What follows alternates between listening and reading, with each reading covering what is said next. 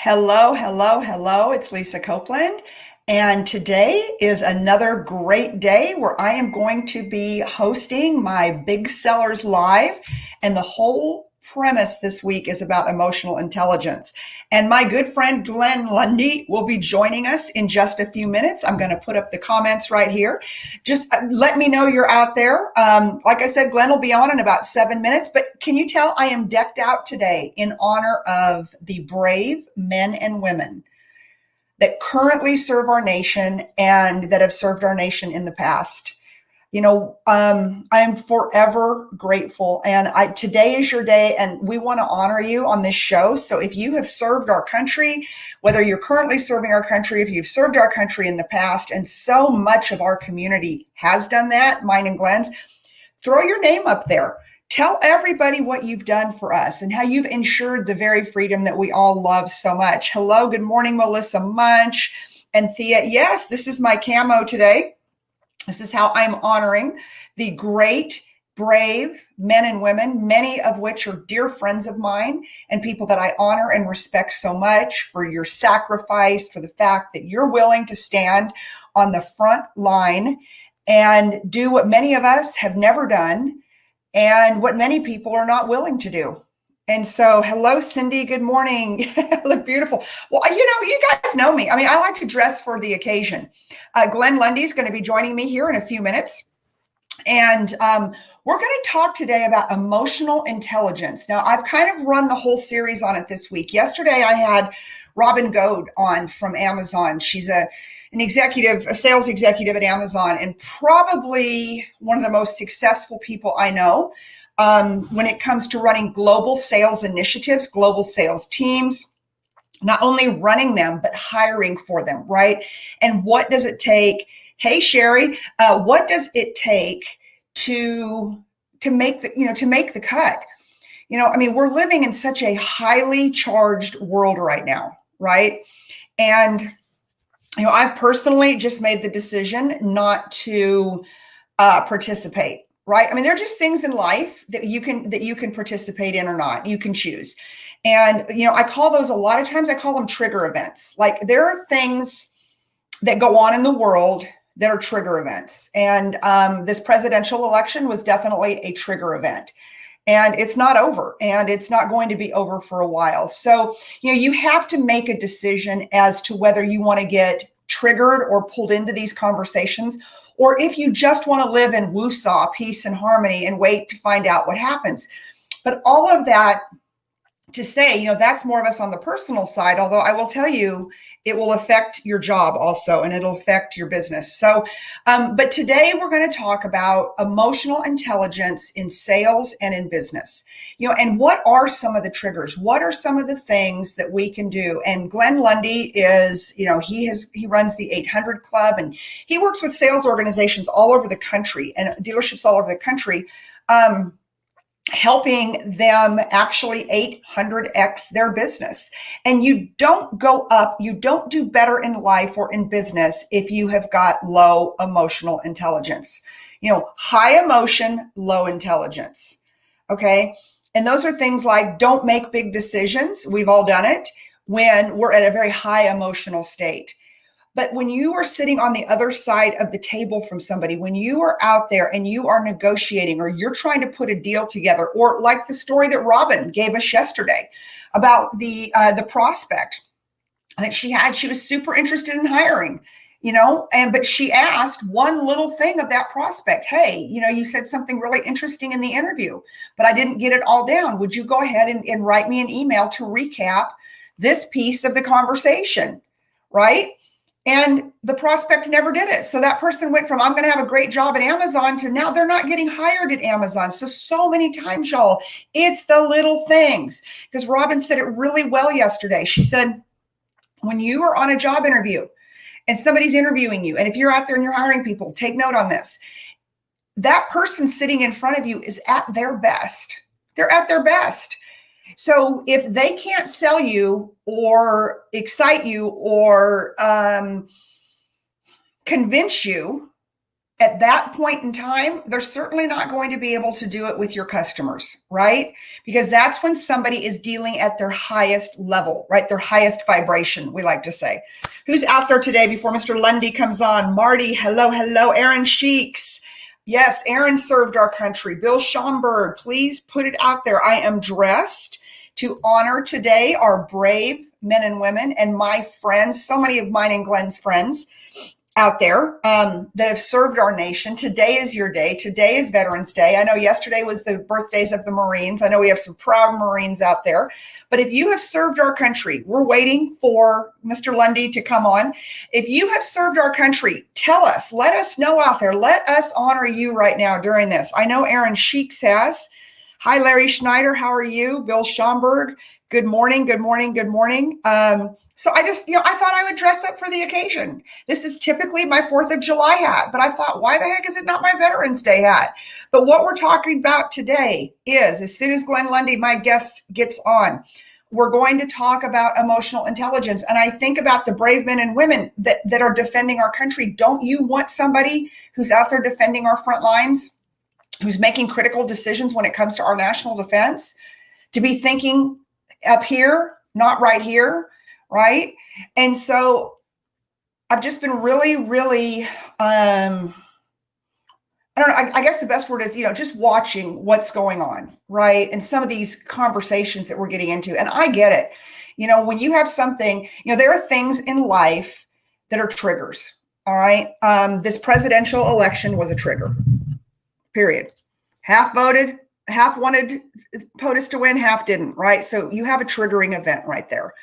And the ones that will come out unscathed, in my personal opinion, are the ones who do not jump into some of these dogfights. I have just seen some of the most miserable interactions between what I know at one point were friends.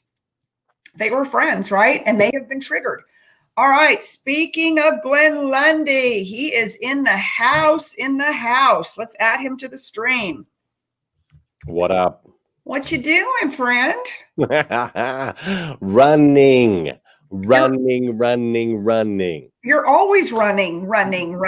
Yeah. How are you today? I am great. Fantastic. How are you? I am great. Look, I am dressed for the day. I see that you are. I feel so bad. I didn't even know it was Veterans Day today. And I did a whole show. And then after the show, I was reading some of the comments and I was like, oh no. So appreciate you. Thank you to all my veterans out there. Truly appreciate your service. That's right. And so I've asked them just to jump in and just let us know if they're a veteran. So Glenn, you and I talked about this, but what we're going to talk about today is the importance of an emotional intelligence in business, right? And before you jumped on, I was talking about, they're just things that trigger us, right? And you could be having the greatest day in the world, and then there's a trigger event. Now, you and I've seen over the last week, the trigger has been a highly contested presidential election, right?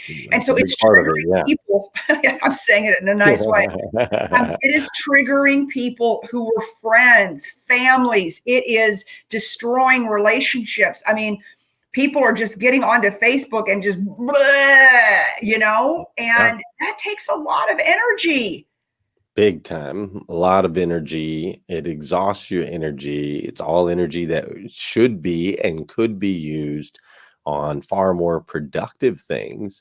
But we're talking about months and months and months of stacked uncertainty. So, there's nothing that can cause more fear or anxiety than uncertainty, right? Like we don't like walking around in the dark because we're uncertain of what we're going to run into. Or when you're walking around in a haunted house, there's the uncertainty of what's around every corner. So we've been in a state of uncertainty for a really long time as a country. We're uncertain of who the president is or isn't. We're uncertain of what news is real or not real. We're uncertain when it comes to whether we're supposed to gather with our friends or not gather. Do we do this with our children? Do we not do this with our children? Is there an end? Is there not an end?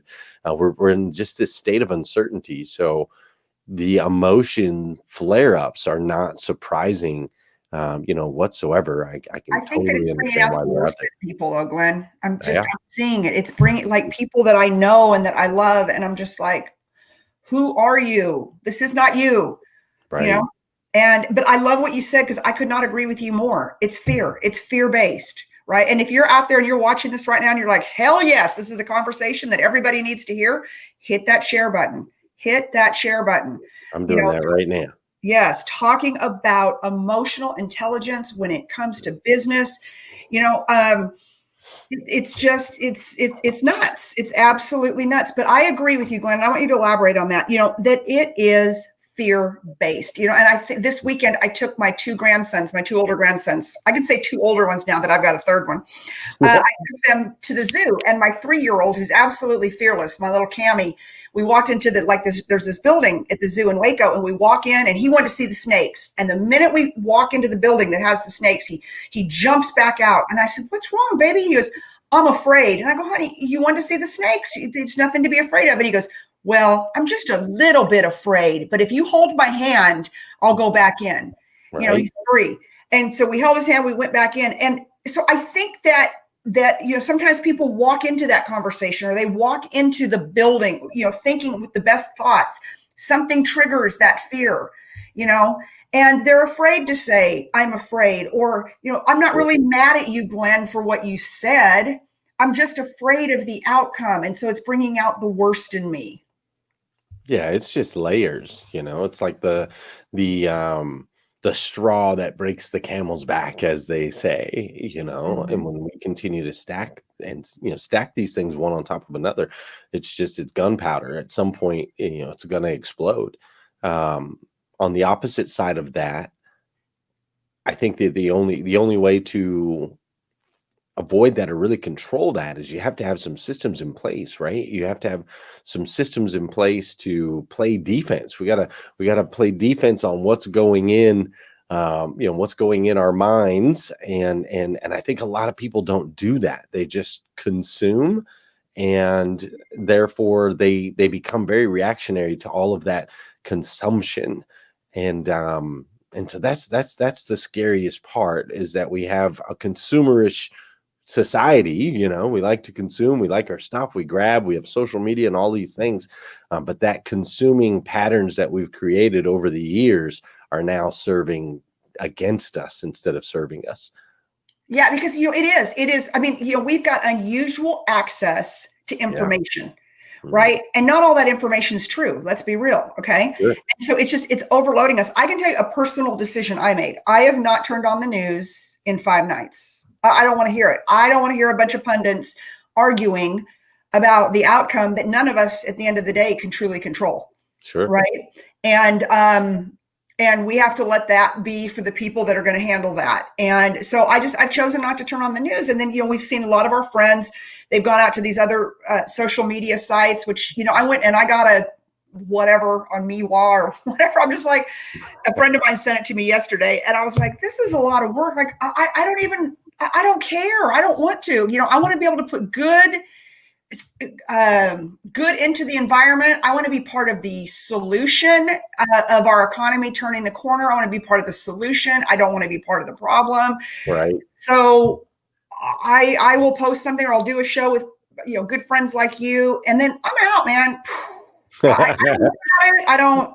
I talked to my Hey, wife about this working. last night. I know you and I had talked about it a little yesterday with the Yeah, parlor exodus, and yeah. I talked to it a little bit more, with my wife last night as well. And as far as that goes, man, these people aren't leaving Facebook. These people are adding I just another adding social one more media thing. platform. That's it.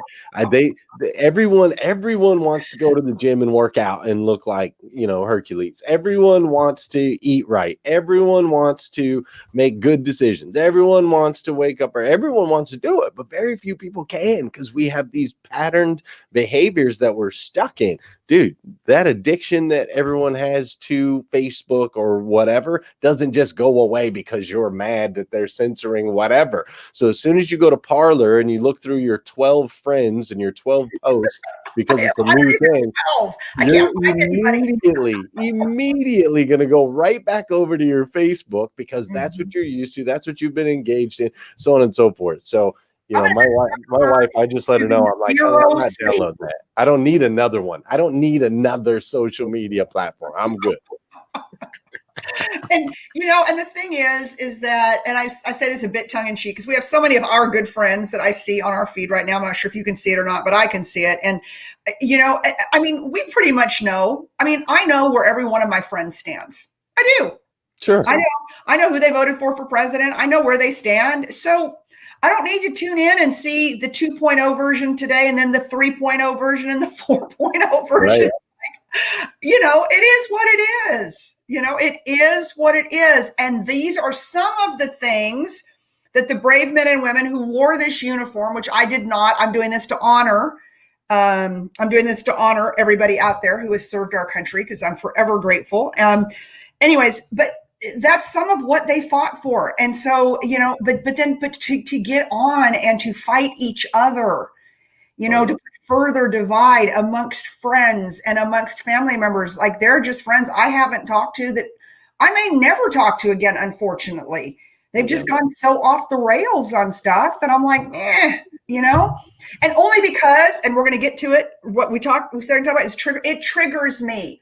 It triggers me to have a bad day. It triggers me not to want to go do business and talk to my clients, which real estate, thank you, Jesus, everybody's moving to the great state of Texas. Right. They're coming from everywhere. And I think Kentucky's the same. Kentucky did well in the election. So that being said, I'm busy. And so I know my triggers. I know that if I see something ridiculous and I'm like, holy moly, like where are they coming from? That it gets into my psyche. So I'm just better off not looking at it. Right. Fundamentally, I know where that person stands. They know where I stand. I know where you stand. Like, right? And so what is your advice to those who are tuning in today? Share this out. If somebody needs to hear this, right?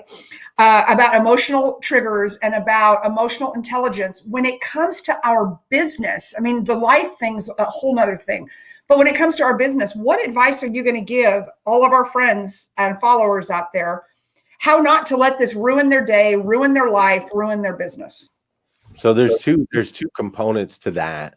So people have to understand that our minds and our lives and our businesses, especially if we're in leadership positions, it works just like the champagne tower at a wedding, right?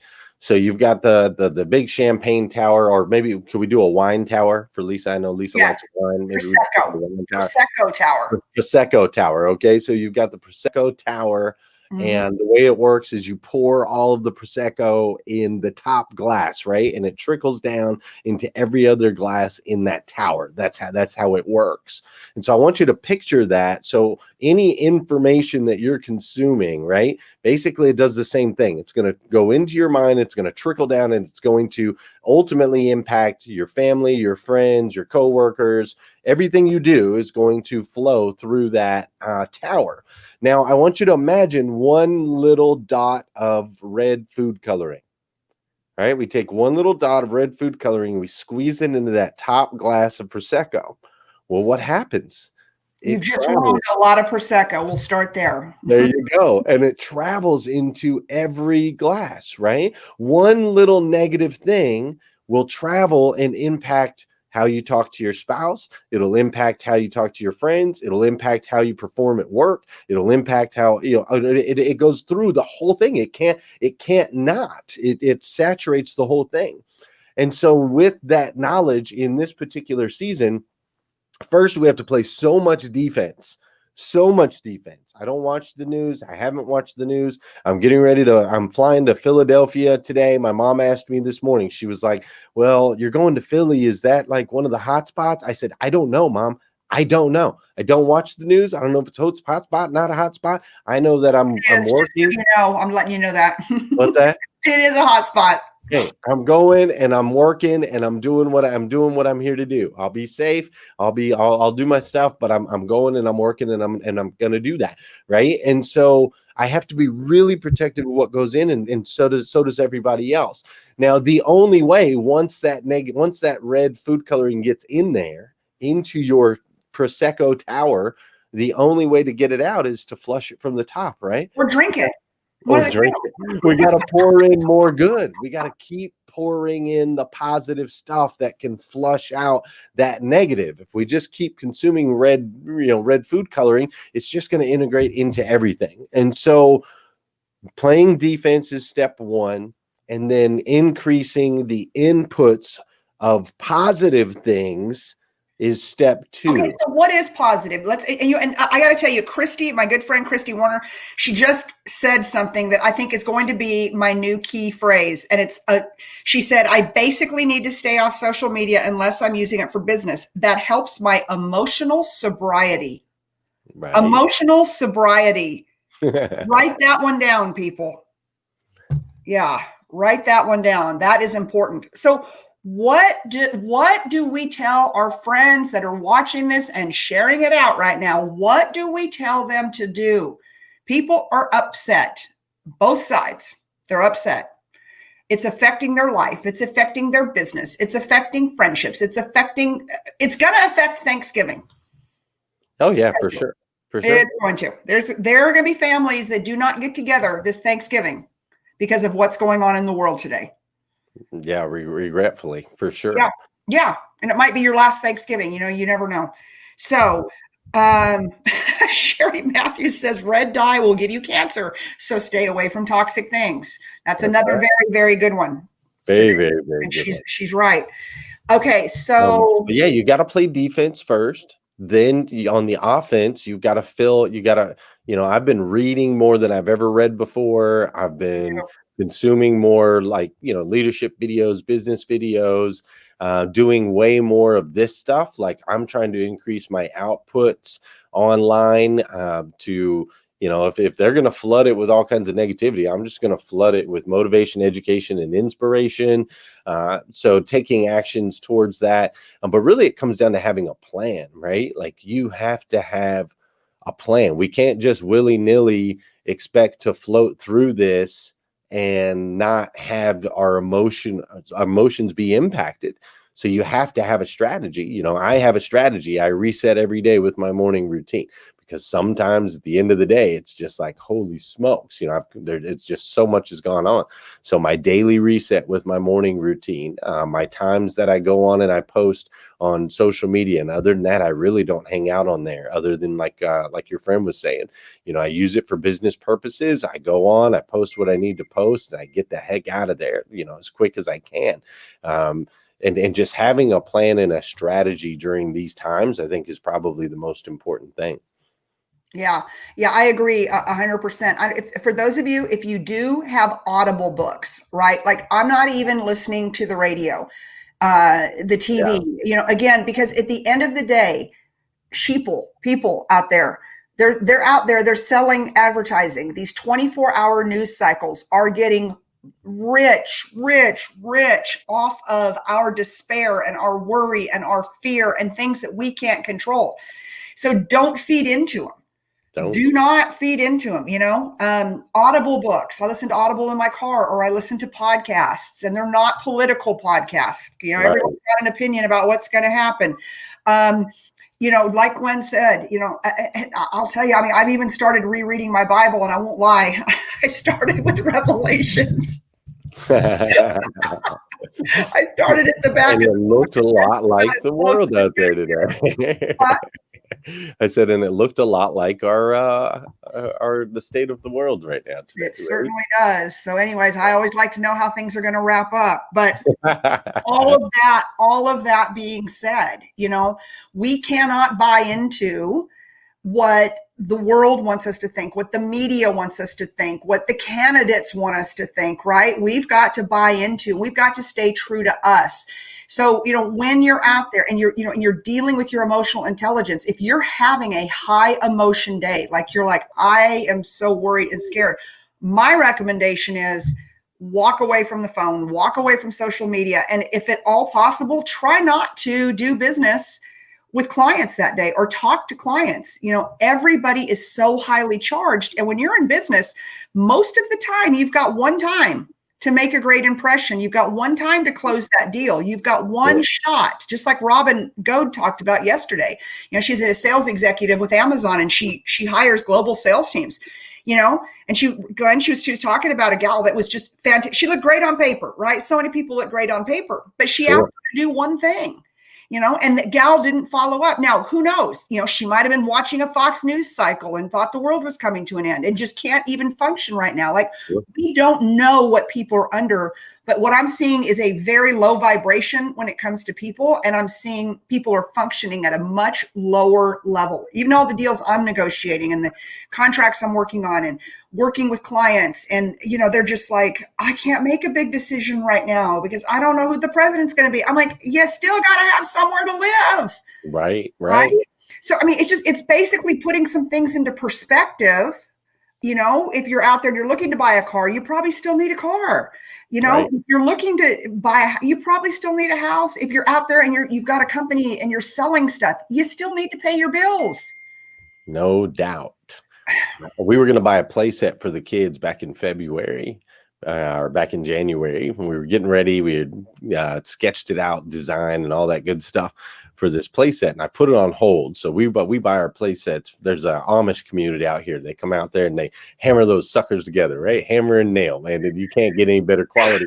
And so we were going to order a play set, and we put it on hold. We're like, we're going to hold off on this.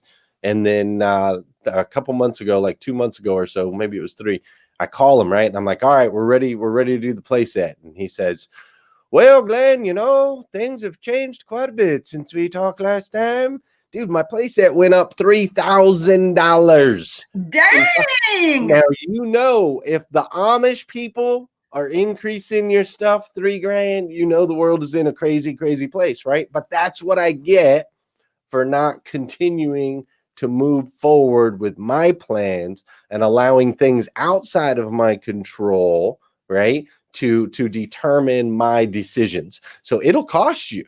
It will cost you. You need to continue doing what needs to get done, like Lisa's talking about, right? We got to continue doing what needs to be done. When it comes to this idea of emotional intelligence, one thing too that I want everyone to understand is, what Lisa was just referring to, the current state. Like, this is opportunity because most people are on a lower frequency. This is opportunity for you to be the uptone, right? This is opportunity for you to be the person that does understand and is understanding and isn't biased or angry or hateful or fearful. This is your opportunity to really stand out. Like, our social has blown up over on our side because we just continue to stand for motivation, education, inspiration. We're not going to buy into it. We're not going to post about it. We're not going to argue. We're not going to argue with people. Like, we're not going to feed it, right? So we're trying to be an uptone frequency. When somebody says, how are you doing today? Don't say good. Say great.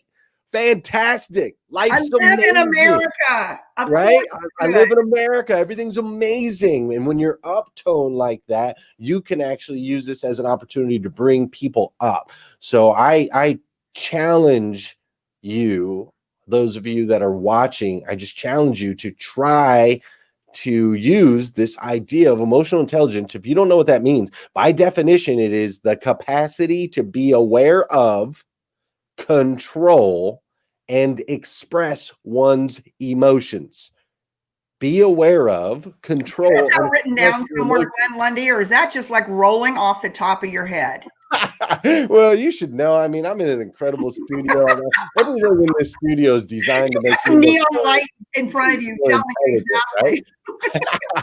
Right? But it's about having control over your emotions. When someone is out of control, they are basically handing control over to someone else. There are a lot of people that are out of control right now. So be the person that's in control. Be the person that has certainty. It's an opportunity for you to draw people towards you, for you to really take the lead in this particular situation.